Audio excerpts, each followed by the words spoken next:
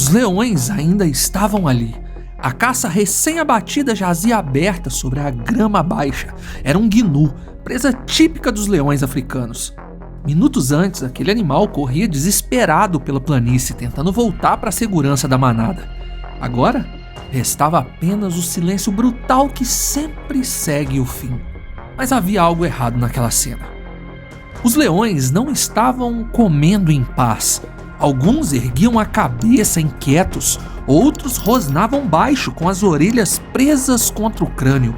A cauda de uma leoa chicoteava o ar como um aviso. O banquete pertencia aos reis da savana. Mas vindo pela planície aberta, uma fileira de homens caminhava na direção deles. Não corriam, não gritavam, não demonstravam pânico. Avançavam juntos, ombro a ombro, como se soubessem exatamente o que estavam fazendo. E naquele instante, a pergunta impossível tomou forma diante dos olhos da África. Quem teria coragem de caminhar até uma refeição de leões e tomar a carne debaixo dos seus focinhos? Bem-vindos ao Ordinário.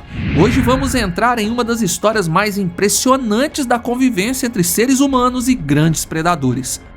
Prepare-se para descobrir como esses guerreiros seminômades enfrentam um dos predadores mais temidos da natureza e roubam suas presas debaixo dos seus focinhos. Então, já deixe seu like, se inscreva no canal e vamos ao vídeo.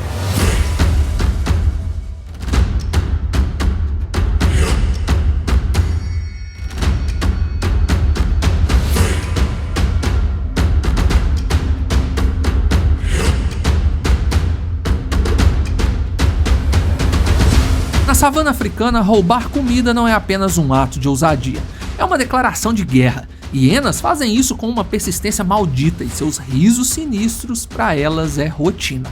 Leopardos fazem isso como sombras, deslizando no escuro, esperando uma falha quando as presas estão escassas e a fome grita no seu estômago. Mabecos fazem isso em grupo, transformando união em arma se a oportunidade perfeita surge. Mas quando humanos desafiam leões, a cena muda completamente. Porque não estamos falando de competidores comuns. Estamos falando de homens entrando no território psicológico de animais que nasceram para não recuar. E roubar de leões pode custar caro. Muito caro. A savana africana parece, à distância, um oceano dourado. Linda, aberta, quase sagrada. Mas essa beleza é uma máscara. Por baixo da luz quente, do vento passando pela grama e das silhuetas de acácias contra o horizonte, existe um território onde cada sombra pode esconder dentes, cada ruído pode anunciar uma emboscada e cada decisão errada pode ser a última. Para os Maasai, esse mundo não é cenário, é casa. Espalhados entre o Quênia e a Tanzânia, os Maasai são um povo seminômade com uma ligação que vai além do econômico com o gado. Para eles, o rebanho é identidade, sustento, herança e símbolo espiritual. Dentro de sua visão de mundo, o gado ocupa um lugar sagrado, ligado à bênção de Enkai, sua divindade. Proteger esses animais significa proteger a própria continuidade do povo. Perdê-los para um predador não é apenas prejuízo, é uma violação. Mas viver ali exige uma forma de coragem que o mundo moderno quase não compreende. Não é a coragem teatral de quem encara perigo por alguns segundos e volta para o conforto. É a coragem diária de quem acorda sabendo que antes do pôr do sol talvez precise encontrar água, proteger o rebanho, rastrear predadores, conduzir animais por quilômetros de terra seca e ainda manter a aldeia segura quando a noite cair. Porque a noite na savana não é apenas a ausência de luz, é quando o mundo muda de dono. Durante o dia, o calor castiga, o sol pesa sobre a pele como ferro quente, mas quando o céu escurece, a savana abre outra boca. Leões começam a se mover com mais confiança, hienas riscam a escuridão com sons que parecem gargalhadas vindas de uma tragédia. Leopardos descem de galhos ou atravessam arbustos como fantasmas. Tudo o que parecia distante começa a se aproximar. Por isso, as aldeias Maasai são cercadas protegidas e pensadas para resistir. Suas muralhas se chamam maniatas. Elas são construídas com barro, esterco de vaca seco e gravetos entrelaçados. Não são simples moradias, são fortalezas humildes, erguidas com o que a terra oferece e desenhadas para manter a vida humana separada das mandíbulas da noite. A disposição das casas dentro do perímetro maximiza a capacidade de defesa coletiva. O gado dorme no centro, cercado pelos humanos. Mas nenhuma cerca elimina completamente o risco. Ela apenas compra tempo. O que realmente protege os Maasai é o que carregam dentro de si. Existem dezenas de tribos maasais espalhadas pela África. Algumas tradições, como roupa, construção, crenças e hierarquia, são exatamente as mesmas em todas elas. Mas a identidade de guerreiro muda de tribo para tribo. Alguns deles abdicaram da luta contra os predadores e usam suas vidas para proteger a fauna em conjunto com o governo local. Mas outras fazem guerreiros que pertencem a um sistema de formação rigoroso que divide os homens em grupos de idade com funções sociais distintas. Os Morans, guerreiros jovens entre aproximadamente 15 e 30 anos, são responsáveis pela proteção do rebanho, pela defesa da comunidade e pelo confronto direto com os predadores quando necessário. Eles não chegam a essa função por acidente. Passam anos num processo de endurecimento físico e mental, expedições longas pelo território, exposição deliberada ao perigo, leitura progressiva dos sinais da savana. O que um Moran sabe sobre leões não veio de livros, veio de ter estado perto o suficiente para errar e sobreviver para corrigir. É por isso que um guerreiro Maasai que avança em direção a leões não está agindo por bravura cega. Está agindo com o peso de gerações de observação cuidadosa nas pernas. Mas entender isso exige entender primeiro como os leões caçam. Naquela manhã, antes mesmo que o calor dominasse a planície, Kimani sabia que o dia seria perigoso. Os anciãos haviam falado, o alimento era necessário. Os leões vinham se movendo pelos arredores, mudando de área conforme o sucesso ou fracasso de suas investidas. E quando leões estão caçando ativamente, a savana inteira muda de comportamento. Kimani e seus homens partiram. A luz nascia baixa, alongando as sombras. Ao longe, gnus se moviam em pequenos grupos. Zebras levantavam a cabeça de tempos em tempos. Antílopes paravam de mastigar e olhavam para o mesmo ponto no horizonte, como se a planície tivesse sussurrado um aviso. Kimani percebeu antes dos outros. Havia leões por perto, e aquilo não era comum. Leões caçam à noite e não no romper da manhã. Os guerreiros avançaram com cautela. À frente, parcialmente oculto pela grama alta, um grupo pequeno de leões se posicionava. Um jovem gnu havia se afastado da manada por alguns metros, talvez por distração, talvez por fraqueza. Para a manada era apenas um pequeno desvio, para os leões era uma abertura fatal.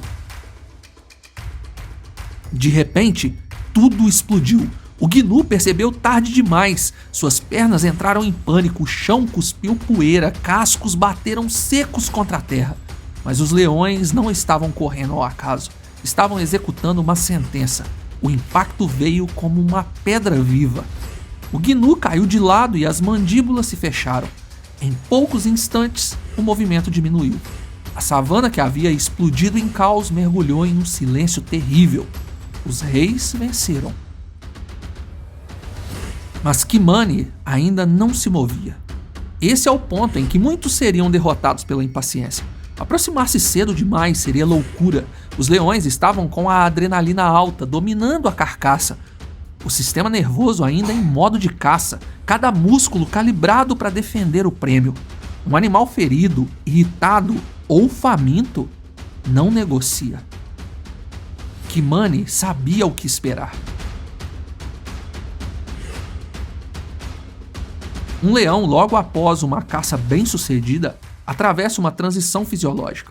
O corpo que havia estado em modo de captura começa lentamente a mudar de prioridade. A adrenalina desacelera, a digestão começa a reclamar atenção. O cálculo de um felino naquele estado não é mais quanto eu quero essa carne, é quanto esforço vale defender isso agora. E quando esse cálculo inclui uma frente de vários humanos armados, avançando sem sinais de medo, a resposta costuma ser: não vale. Os Maasai conhecem essa janela. Kimani ergueu a mão e o grupo entendeu. Eles se alinharam e então começaram a andar. Não atacando em corrida, não se espalhando, não gritando como desesperados. Avançando juntos em formação compacta, aumentando visualmente sua presença com pisados firmes no solo, ombro a ombro, lanças erguidas, sem hesitação visível. Para os leões, aquela aproximação era uma anomalia que o seu sistema de avaliação de ameaças não classificava como presa nem como predador familiar, uma frente unida, firme e imprevisível. Os leões levantaram a cabeça. A distância entre homem e predador diminuiu. Cada metro era uma aposta. Kimani sabia o que observar. Orelhas baixas demais, caudas chicoteando com violência crescente, postura frontal com pesos nas patas dianteiras. Esses sinais diziam que o limite estava próximo. Se os leões decidissem lutar, não haveria coragem suficiente. Os felinos ganhariam, não sem baixas, mas ganhariam. Mas naquele momento, os leões recuaram. Não em derrota, não em fuga, com a dignidade lenta de quem decide que aquela briga específica não vale o custo. Afastaram-se alguns metros, contrariados, furiosos, relendo a situação. A carcaça ainda era deles, o território ainda era deles, mas aquela muralha humana havia criado uma dúvida, e na natureza, às vezes, a dúvida é suficiente para abrir uma porta. Kimani não desperdiçou um segundo sequer. Os guerreiros chegaram à presa abatida e trabalharam com velocidade e eficiência. Pedaços de carne foram retirados com precisão. Não havia celebração, não havia tempo. O cheiro do sangue atraía a atenção. Os homens sabiam o relógio que estava correndo. Um erro, uma queda, um atraso e a cena se transformaria em uma tragédia. Leões não precisam de muitas chances. Um único bote pode derrubar um homem. Quando Kimani percebeu que o tempo havia acabado, não insistiu. Essa talvez seja a maior prova de sabedoria que um guerreiro Maasai pode demonstrar. Com um gesto curto, Kimani ordenou a retirada. Os homens se afastaram juntos, carregando a carne, sem virar as costas de forma descuidada, sem correr como presas, mantendo a formação até que a distância fosse segura. Os leões retornaram, rosnaram e retomaram o que sobrou. A savana voltou a respirar. O que acabou de acontecer não é espetáculo, é método.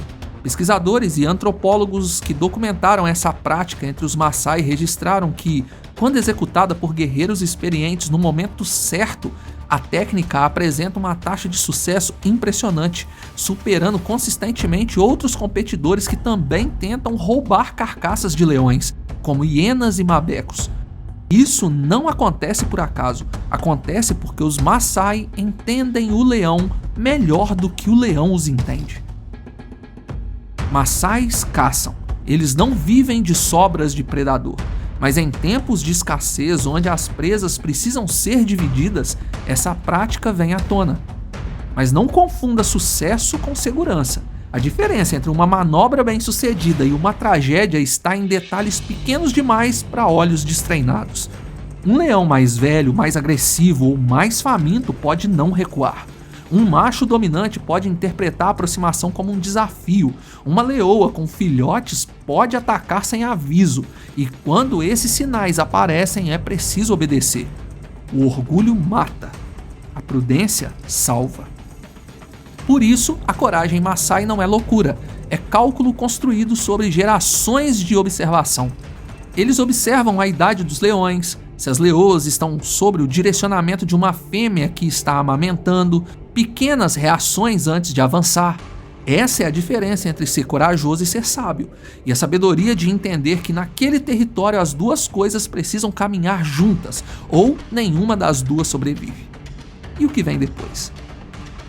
O ciclo normal, os leões voltando para o resto da carcaça, Kimana e seus guerreiros desaparecendo no horizonte, a savana seguindo seu ritmo como se nada extraordinário tivesse acontecido. Porque para aquele mundo não há espetáculo. Há apenas o próximo dia, a próxima fome, a próxima negociação com o perigo. Na savana, a vida não pertence ao mais arrogante. Pertence àquele que sabe quando avançar e, principalmente, àquele que sabe a hora exata de recuar. E se você ainda não está inscrito no Ordinário, se inscreva agora e maratona nosso conteúdo.